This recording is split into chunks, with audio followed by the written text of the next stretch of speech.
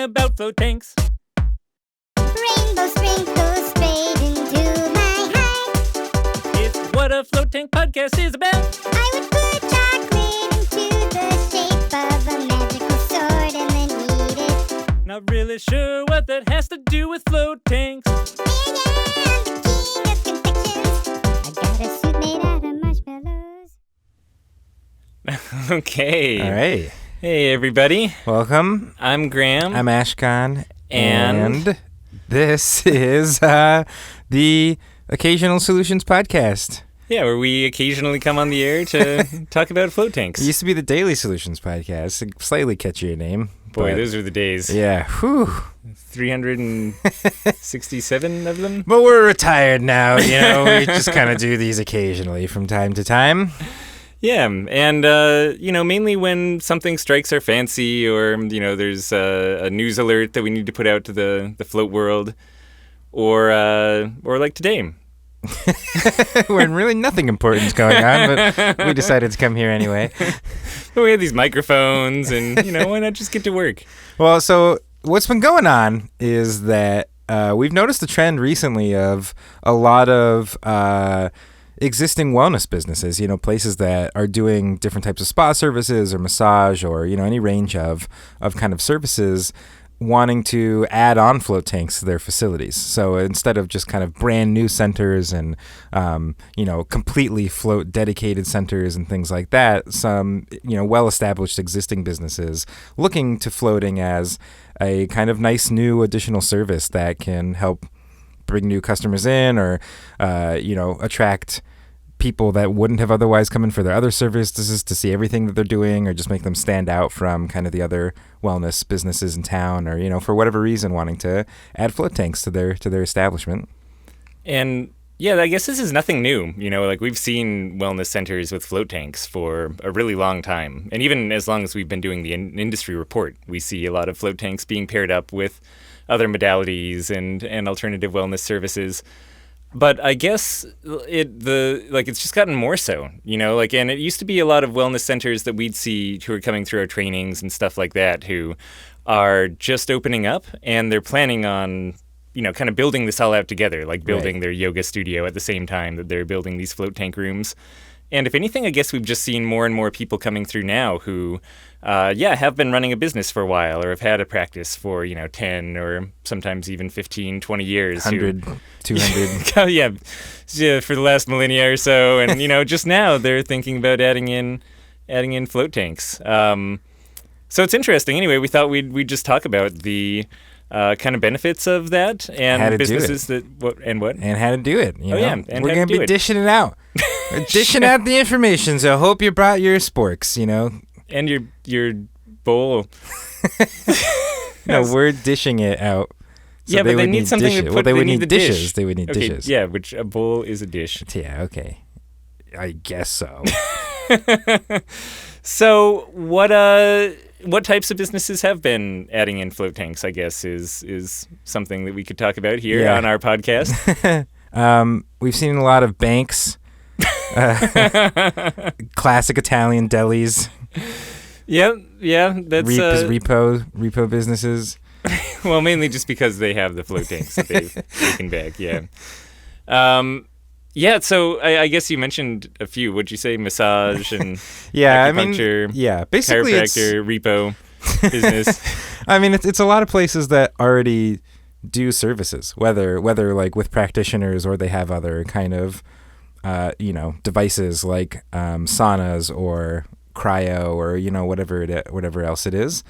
So people are used to coming there for general relaxation and well-being and health and things like that, and so it fits in very neatly with that model. Yeah, and float tanks do kind of just combine well with most things or most services like that. Like a spicy Italian sub. That's what I'm saying. It really, like, after that long, just with deprived of your senses, that sandwich tastes really good. I mean, I've seen float tank centers in, like, juice bars or ones that even have some small food. I haven't seen a deli, but I have seen food options. It's true. Yeah, they are, like, surprisingly versatile. We've seen them in art galleries. We've seen them in colon hydrotherapy clinics, like gyms. It's the kind of range of different places that you can find a float tank is pretty impressive. Yeah, we've even seen people using it like in their counseling business or, in work with veterans and psychologists who work with them. In addition to just physical, I guess, side of therapy too. There's this mental aspect that float tanks seem to combine well with. So, like, how do you do? It's like, you want a float tank. And, and now what? What are you going to do? Well, you came to the right place. We love answering questions like this. So, probably the first thing to think about is your space.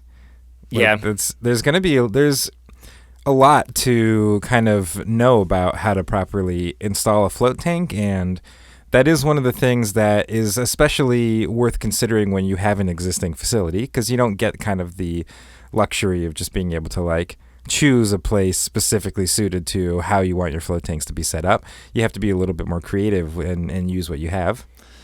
And using what you have can be difficult with float tanks. It's not like a lot of other services like massage, where if you do have an empty room, you can kind of take that over and turn it into a massage room without too much extra work.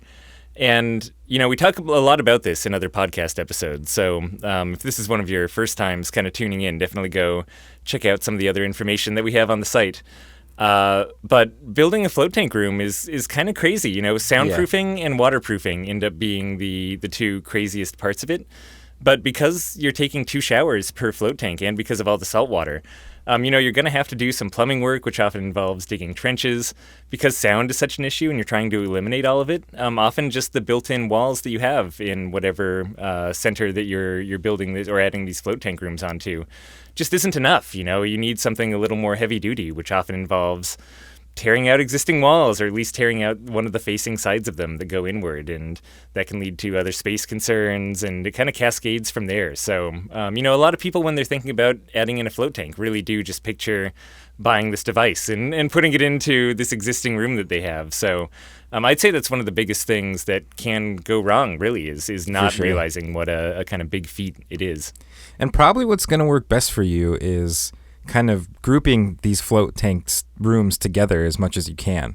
It's going to be way easier to turn like a whole area into a floaty sort of zone than it is to kind of have these scattered across your businesses in different rooms with different things in between them. Yeah, just different buildings.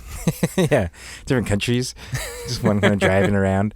But, because a lot of times when you're trying to do things like soundproofing, it's almost going to be easier to isolate like the whole perimeter of the area with 2 or 3 float rooms in it than it is going to be to necessarily try to totally isolate every single float room. So you get some benefit from having float tank rooms next to each other, and it also is just going to help you in terms of cleaning and where you want to put slip-proof flooring and what sort of areas you're going to be expecting to have water and salt on them, and all that sort of stuff. The more it's kind of bundled together, the better you can plan for it, and kind of the easier it'll be to operate. Yeah, I think that's very sound advice. I was just trying to picture a center that had like float tank rooms on opposite sides of it, and trying to make sense of it. I've been to like a wellness center like that. They had 2 different float areas, and they were both on like the same floor. It was like a 2-floor place, but they were just separated on like different sides of the floor. Like they were definitely not right next to each other, and that is just more. Each of those rooms had to then like be soundproof and deal with the noise concerns around it and all that sort of stuff. Yeah, no, it sounds kind of crazy. I guess another thing to take into account just on the space side of things is that float tanks also take a little bit more in-between care than a lot of the other services that you might be having. There's a lot of things that go in the room, from neck pillows, robes, towels. In the wellness industry, you're probably used to the laundry side of things, but maybe not the needing to rinse everything off of salt side of things that comes into contact with the float rooms. So, some kind of big utility sink area where you can actually not only wash things off, but have room to store them and dry them and let them drip down into something that's not your floor is just something you'll kind of need to take into account, is all the behind the scenes stuff that needs to be done as well. Yeah, these things are, there is maintenance and operations and what you need to do to clean, like not just on a daily basis, but like, cleaning filters once a week and replacing UV lights and stuff like that. And a lot of that stuff can be wet. Like, like if you don't have a back room already that's set up for dealing with like dripping wet things and having a big utility sink and stuff like that, like those might be some things you need to upgrade to make the maintenance on your float tanks a little easier for you. Yeah, for sure. All of this said, these are just some of the early things to look into and some good questions to ask. Definitely just like, is my space ready for a float tank, I think is a really good question. I will say, as we kind of delve a little deeper into these things, also keep in mind, I totally think that it's worth it as well. Like it's, there's a reason that a lot of places are adding on float tanks, and it's that like it is this cool edge that you kind of get in your business over other businesses of the same type. And there's this barrier to entry too, like all of the things that make a float tank difficult to offer well, like, actually creating a soundproof room and getting it set up right and creating this nice float experience is also something that it's hard for another business to copy or just throw in, like you can with, for instance, an infrared sauna. You don't kind of need the extreme setup that you do for a float tank. So it gives you this both really nice service to offer your customers and also a reason to go to your business as opposed to, another clinic on the other side of town. And it should, I think for a lot of people, the other nice thing is that it fits pretty well into the like existing infrastructure of their business.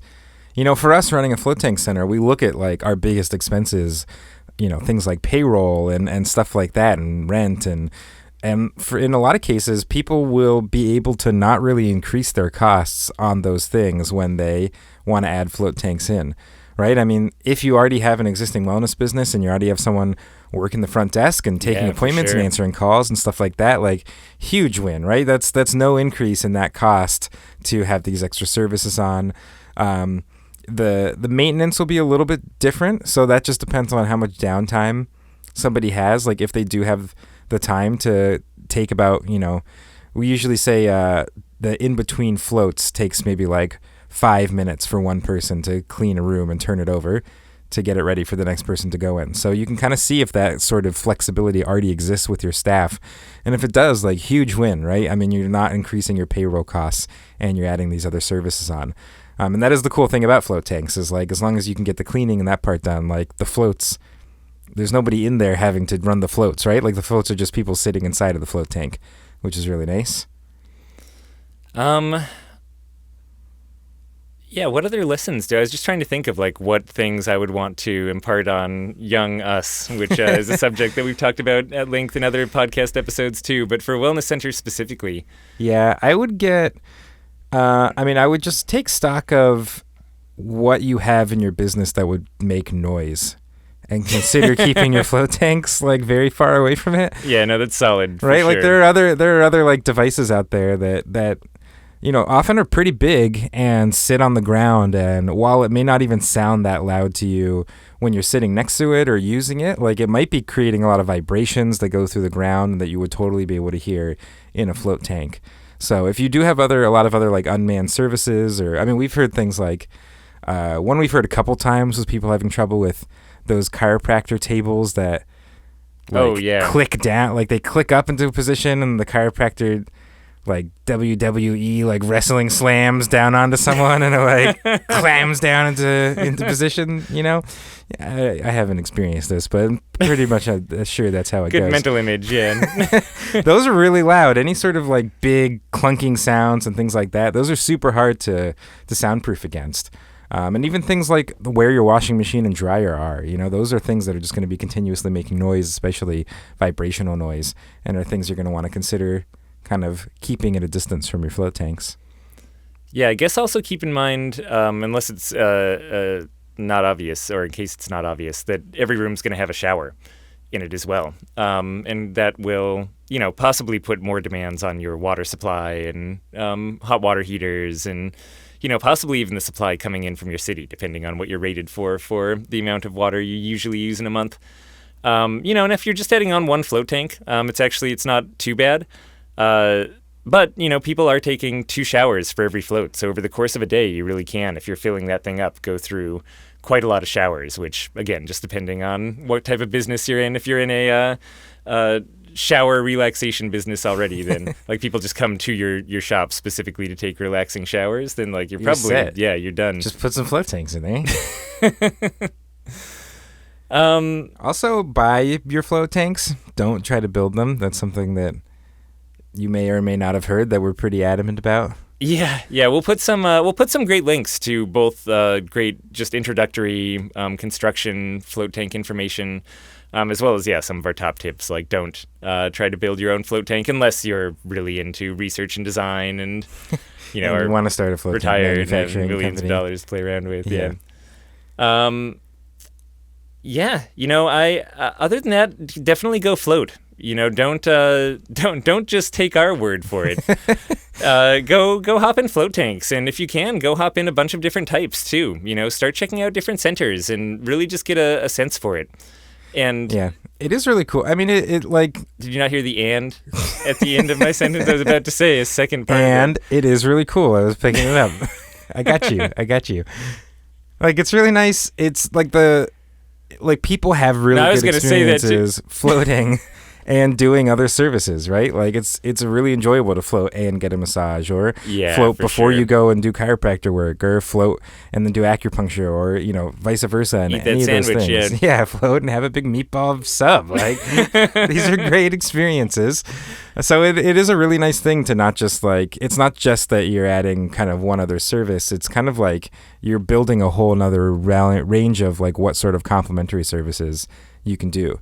And I've heard that we don't do that at our place, and we have heard that from other places that people really like going to float centers where they can get a massage and float and just have like a super, super relaxing day.